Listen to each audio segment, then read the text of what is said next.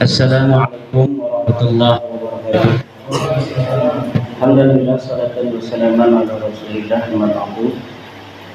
Maka yang saya banggakan Profesor Dr. Manahem Ali dan seluruh sahabat pembicara yang hadir serta para hadirin di tempat yang mulia ini, Mu'alaf Center At-Tauhid yang saya muliakan.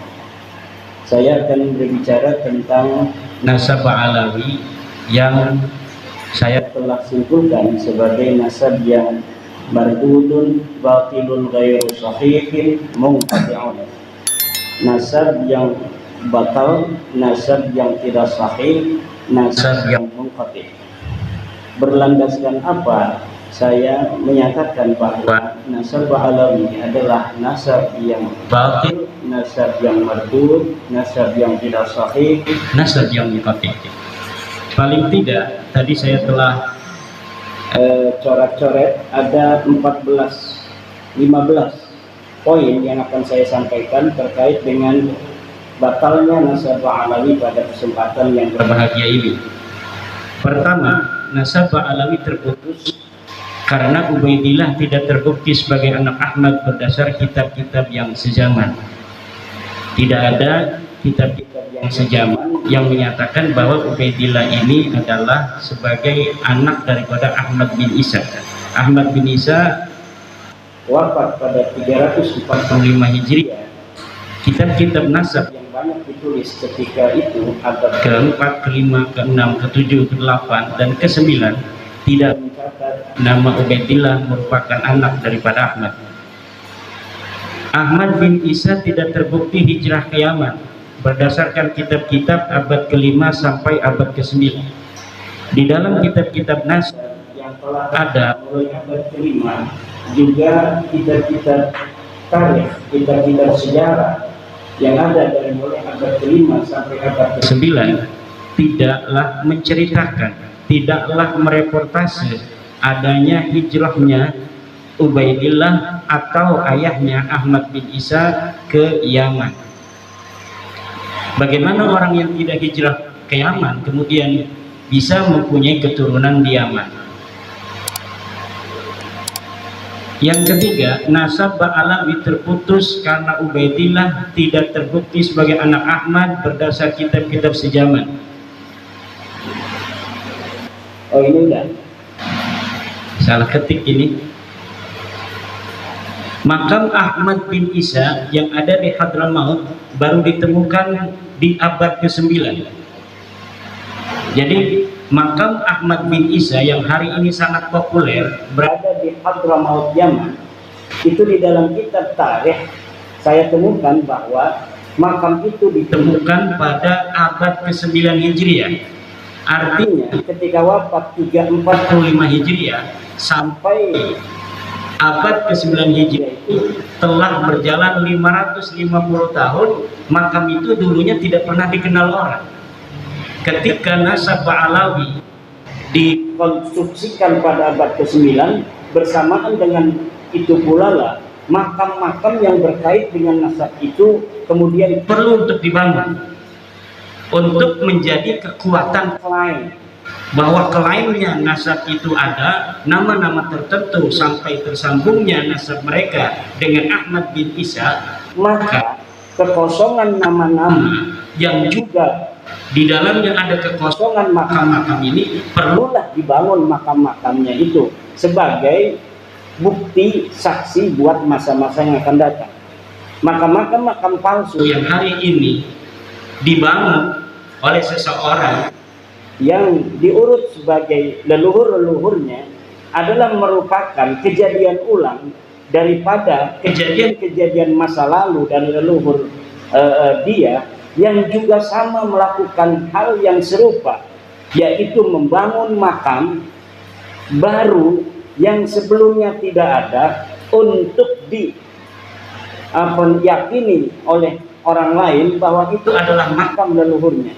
Bagaimana pengurutan nasabnya ini sampai Ahmad bin Isa ada dibuktikan dengan makam yang kemudian dibangun, diberikan tanggal, diberikan titik mangsa sesuai dengan titi mangsa orang-orang yang diklaim ada pada abad itu, padahal orang-orang itu pun tidak ada, sebagaimana makam itu pun dulunya tidak ada. Kemudian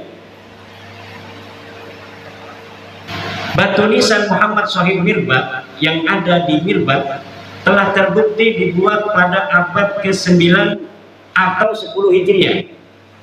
Sebagaimana kita ketahui dari pemaparan tulisan saya bahwa dari nama-nama Ba'alawi ke atas bukan hanya Ubaidillah yang tidak ada, tapi Muhammad, Ubaidillah punya anak namanya Ali, Ali punya anak namanya Muhammad, Muhammad punya anak namanya Ali, Ali punya anak namanya Ali, Ali punya anak namanya Muhammad Shahid Mirbad. Ini semuanya adalah orang yang tidak terreportase oleh sejarah apapun, baik di dalam kitab nasab maupun dalam kitab sejarah.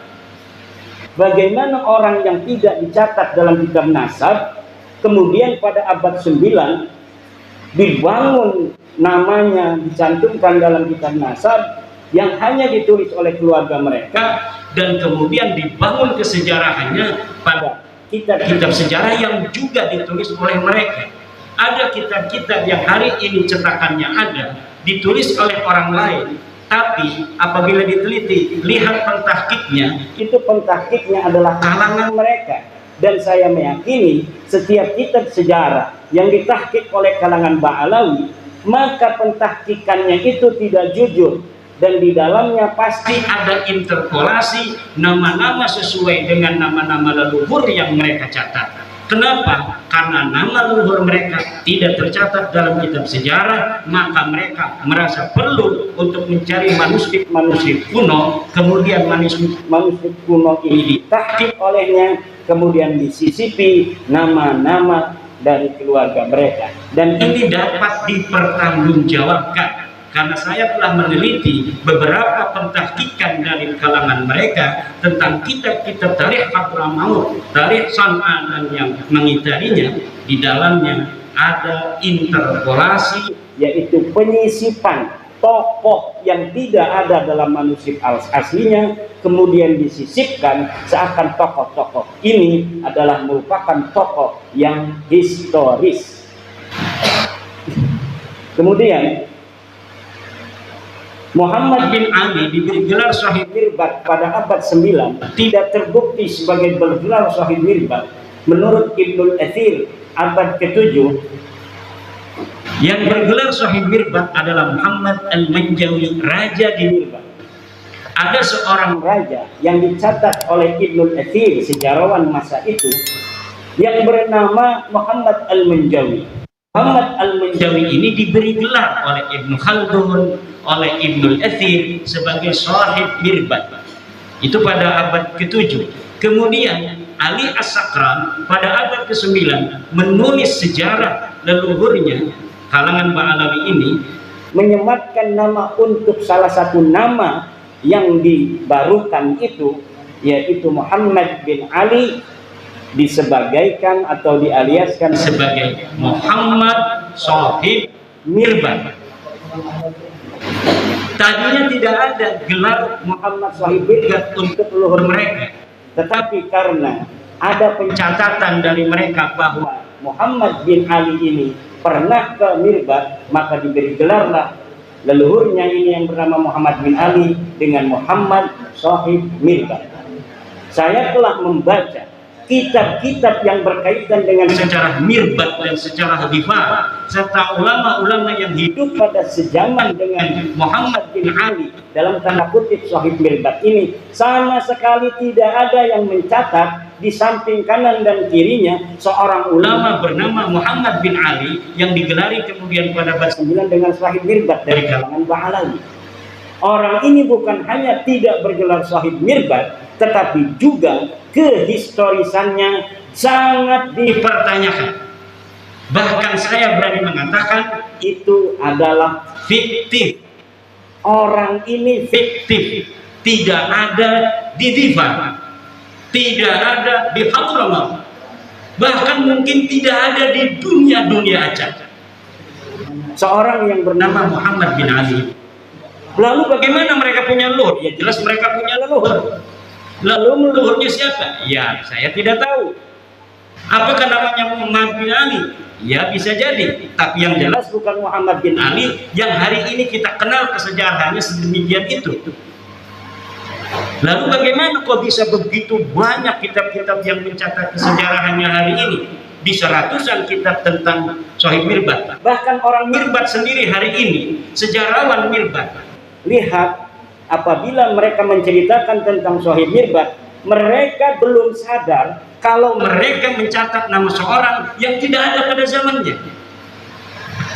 Hebatnya ini Muhammad Sohib Mirbat. Dan saya kalau dipertemukan dengan sejarawan Mirbat, sejarawan Difar, saya yakin orang Difar dan orang Mirbat sejarawannya itu akan langsung sadar kalau sudah bertemu dengan saya. Apabila saya berikan algoritma dari sosok Sohib Mirbat ini, sejarawan Difar, sejarawan Mirbat, sejarawan Hadramaut akan langsung sadar bahwa ada masalah dalam kesejarahan, terutama kesejarahan nasab daripada sadat-sadat mereka ini, terutama yang berkaitan dengan klaim glorifikasi dari keluarga Ba'ali dalam ilmu pengetahuan, dalam tasawuf, dan dalam peran-peran kesejarahannya di masa itu yang berkaitan dengan politik, sosial, dan sebagainya. Bahkan saya sekarang sedang mencari orang yang bisa mempertemukan saya dengan para pakar-pakar sejarah di Yaman agar mereka tercerahkan.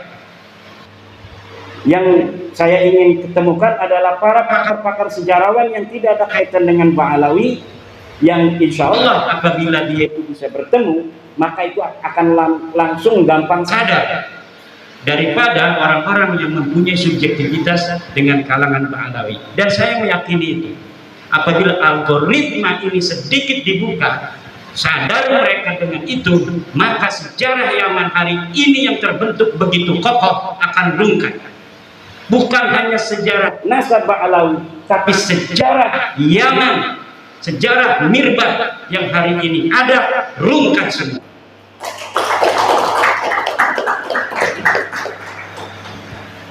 Kemudian Abdullah bin Sohib Mirbat yang tercatat dalam kitab Al-Durar abad 10 sebagai anak Sohib Mirbat yang mendapat ijazah dari Muhammad Al-Qala'i adalah fiktif. Saya telah menelusuri kisah-kisah seseorang yang bernama Abdullah yang disebut sebagai anak Muhammad Sohib Mirbat, yang disebut mendapatkan ijazah dari seorang ulama besar yang tercatat dalam kitab apapun, bukan hanya dalam kitab sejarah, tapi dalam kitab fikih, dalam kitab-kitab yang lainnya, yang bernama Muhammad bin Ali Al-Qala'i. Muhammad bin Ali Al-Qala'i seorang ulama besar di Mirbat yang hidup sejaman dengan tokoh fiktif Muhammad Sohib Mirbat. Ini dikatakan dia memberikan ijazah kepada seseorang bernama Abdullah Syarif Abdullah. Kemudian Syarif Abdullah ini disebutkan sebagai anak daripada Muhammad Sohib Mirbat Ba'alawi. Saya meyakini nama ini bukan untuk Abdullah bin Muhammad Sohib Mirbat. Adapun dikatakan bahwa Abdullah ini bin Muhammad Sohib Mirbat adalah pencaplokan sebuah manuskrip tentang ijazah yang tidak diketahui dia bin siapa, kemudian dialiaskan sebagai anak Muhammad Sohib Mirbat. Untuk apa? Agar kesejarahan leluhur mereka tercatat dalam bukti-bukti manuskrip yang dapat ditelusuri. Yang dapat ditelusuri nama Abdullah karena dia mendapatkan ijazah, tetapi Abdullah ini tidak diketahui siapa ini Abdullah. Dikatakan bahwa Abdullah ini adalah anak Muhammad Sohib Mirbat. Muhammad Sohib Mirbatnya mana? Fiktif. Tidak ada Muhammad Sohib Mirbat yang bernama Muhammad bin Ali Ba'alawi. Muhammad bin Ali Ba'alawi atau disebut juga Muhammad bin Ali Khalifasam. Saya dapat menyatakan dengan tegas bahwa orang ini fiktif. Tidak ada ulama tarikh yang menulis kesejarahan tokoh ini. Tidak ada ulama nasab yang mu'tamadah yang bisa dipegang keulamaannya dalam ilmu nasab, yang mencatat seseorang bernama Muhammad bin Ali yang hidup sezaman dengan Muhammad bin Ali Al-Qala'i. Kemudian jadi yang terdapat dalam kitab As-Suluk tidak terbukti sebagai saudara dari Alwi. Jadi ada kitab sejarah yang kitab sejarah ini adalah mu'tamadah yang bisa dijadikan pegangan untuk sejarah Yaman. Disebutkan ada seorang bernama Jadid yang disebut seorang syarif. Lalu keluarga Ba'alawi pada abad 9 mengatakan bahwa Jadid ini adalah saudara dari leluhur mereka yang bernama Alwi. Dengan demikian, kekosongan kesejarahan mereka dalam kitab-kitab tarikh itu mudah-mudahan menurut mereka bisa terpenuhi dengan adanya nama Jadid yang dicatat dalam kitab As-Suluk. Bagaimana caranya? Dengan mengakui Jadid ini sebagai saudara dari leluhur mereka yang bernama Alwi. Dan ini pun nanti akan terjadi pada seorang ulama bernama Salim bin Basri, yang kemudian Salim bin Basri ini yang tercatat dalam kitab-kitab sejarah itu diambil namanya, dialiaskan bapaknya yang bernama Basri sebagai saudara daripada Alwi. Jadi dari sini ngambil supaya kuat. Ternyata yang diambil ini polanya sama. Setelah diambil namanya sebagai bagian dari keluarga mereka, lihat hari ini dalam kitab Syamsul Dhahirah, orang-orang yang tercatat dalam sejarah ini diingkiratkan, dikatakan bahwa mereka tidak mempunyai keturunan. Nama Abdullah bin Sahid Mirbat inqarada, tidak punya keturunan. Lihat Jadid inqarada fi al-qarnis fi akhir qarnis sitti, dia ingkirat di akhir abad 6. Kemudian lihat Salim bin Basri, demikian pula dikatakan bahwa keturunannya ingkirat pada akhir abad ke-6. Semua orang-orang yang ada di dalam buku-buku tarikh, dalam buku-buku sejarah yang diambil nilai-nilai sejarahnya, kemudian sosok keturunannya dikatakan tidak ada. Sementara orang-orang yang sama sekali tidak dicatat dalam sejarah seperti Muhammad Sahib Mirbat itu kemudian berketurunan sampai hari ini. Ini yang terjadi dengan nasab Ba'alawi. Kemudian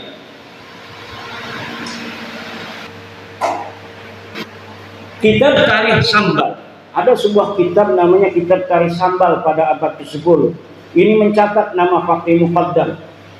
Menurut peneliti sejarah dan geografi Hadramaut yang bernama Profesor Hussein Saleh bin Isa bin Umar bin Salman, kitab itu menurut beliau adalah kitab jiplakan dari kitab Ibnu Hisan.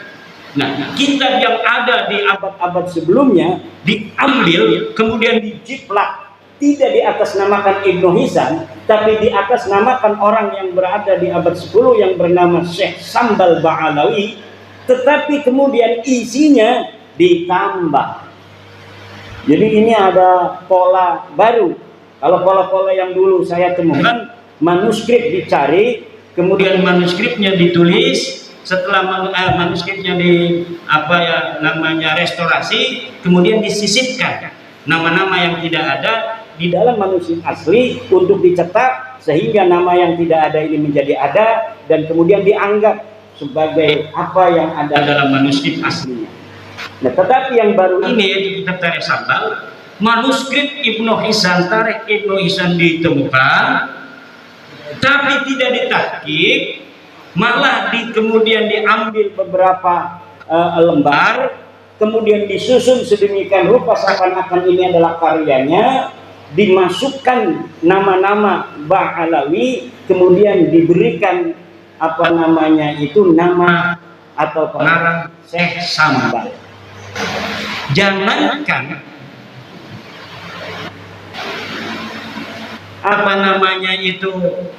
kitab ini ada pada masanya, tokoh Syekh Sambalnya aja ada yang melakukan, dia betul-betul pernah ada.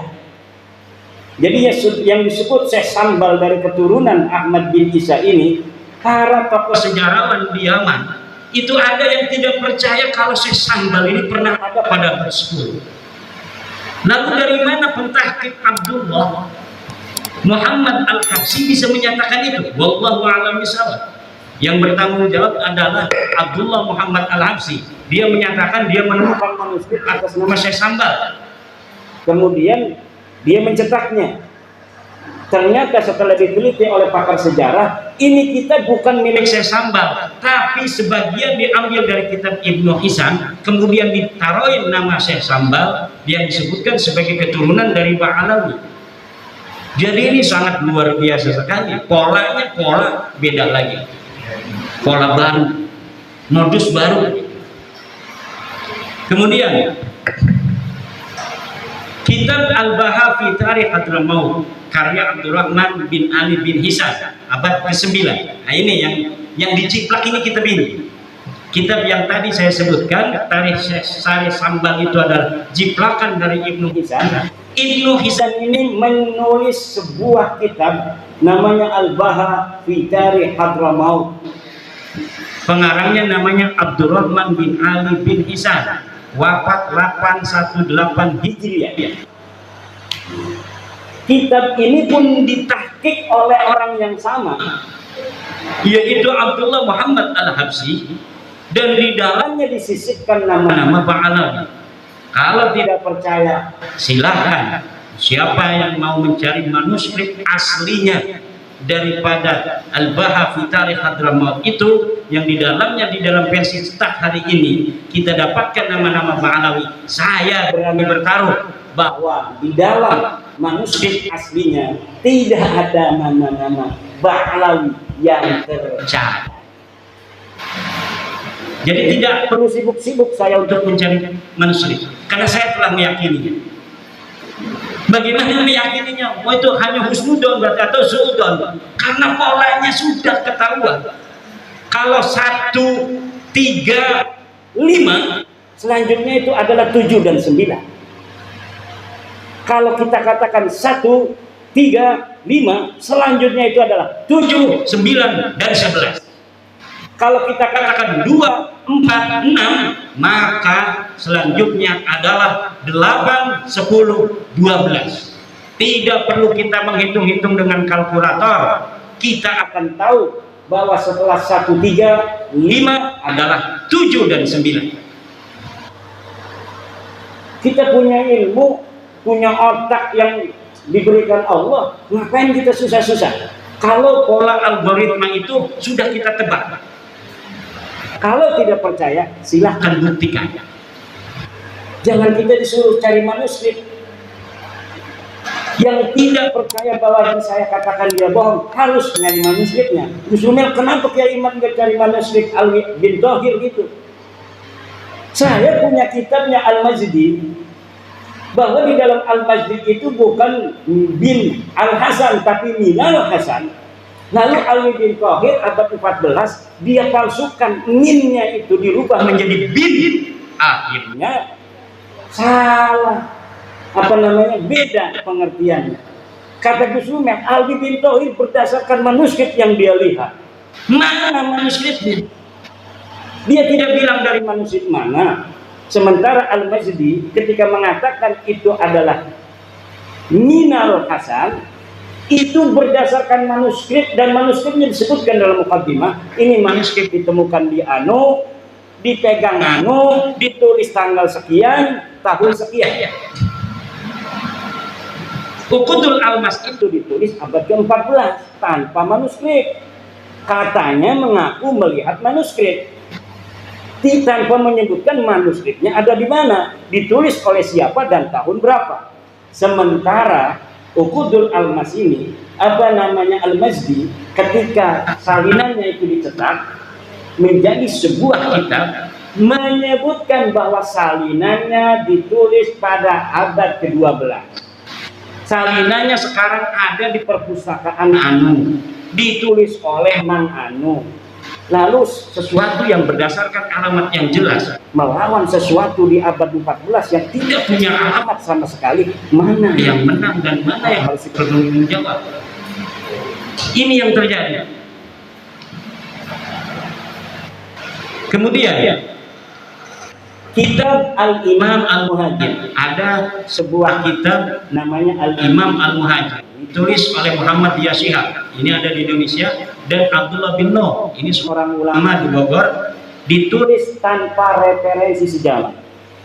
Kitab ini menerangkan tentang tokoh yang bernama Al-Imam Ahmad Al-Muhajir. Semuanya lengkap. Ini binnya anu, belajarnya di anu, pergi ke anu dan sebagainya. Tetapi tanpa referensi kitab pada masanya, bahkan sampai abad ke-9 tidak bisa disebutkan satupun kitab apa yang menjadi referensinya. Lalu referensinya apa berapa? Ya referensi unggulan Ba'alawi, yaitu Al-Burqatul Musyiqah dan Al-Jauharus Syafaf. Hanya itu saja mentoknya. Dengan satu lagi kitab Al-Quran di abad ke-10. Kitab Al-Quran, nah ini yang tadi saya sebutkan, Ba'alawi abad 10, yang menjadi salah satu buku referensi utama nasab Ba'alawi, hanya mempunyai referensi dari abad ke-9, yaitu kitab Al-Burqah dan kitab Al-Jauharus Syafaf. Jadi abad 10 sudah nambah tuh.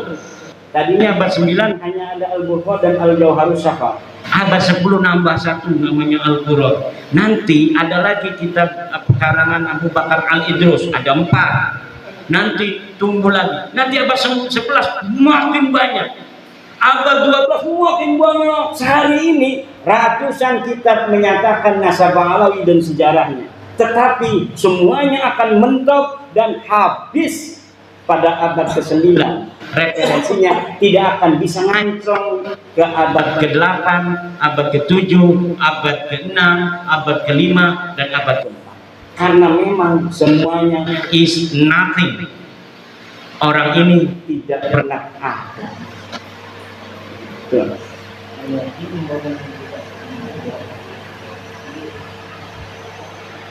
Dan mungkin itu saja poin-poin karena waktunya sudah lebih dari 10 menit. Tentang Bani Jawi sedikit. Bani Jawi ini adalah Bani Melayu. Orang-orang Melayu hari ini adalah Bani Jawi. Bani Jawi ini, jangan kita mencari Bani Jawi ini asalnya dari mana. Bahkan Bani Jawi ini ternyata adalah orang-orang yang telah terdeteksi 4.000 tahun sebelum Masehi. Kesejarahannya itu bisa dideteksi di Yordania. Di Yordania ada sebuah kampung Jawa 4.000 tahun sebelum Masehi. Kemudian di Mesir itu ditemukan kapur barus. Ketika Fir'aun itu berapa tahun? 6.000 tahun membangun piramid-piramid itu ditemukan bekas-bekas kapur barus yang asli dari Jawa, dari Melayu. Banyak sisa-sisa yang bisa ditemukan di dunia. Di Jepang misalnya itu ditemukan keris Jawa di masa purba. Berarti sebelum Indonesia hari ini merasa sebagai bangsa Buddha, bangsa yang pada bangsa asing, pada endoro-endoro, dulu leluhur kita ini adalah Bani Jawi yang luar biasa. Kesejarahannya bisa dideteksi bukan hanya dari 1 Masehi, bahkan dari 4.000 dan 6.000 sebelum Masehi. Ini nanti mungkin akan dikembangkan oleh Profesor Dr. Manahem Ali. Wallahu wal muwaffiq ila aqwamit thoriq. Wassalamualaikum warahmatullahi wabarakatuh.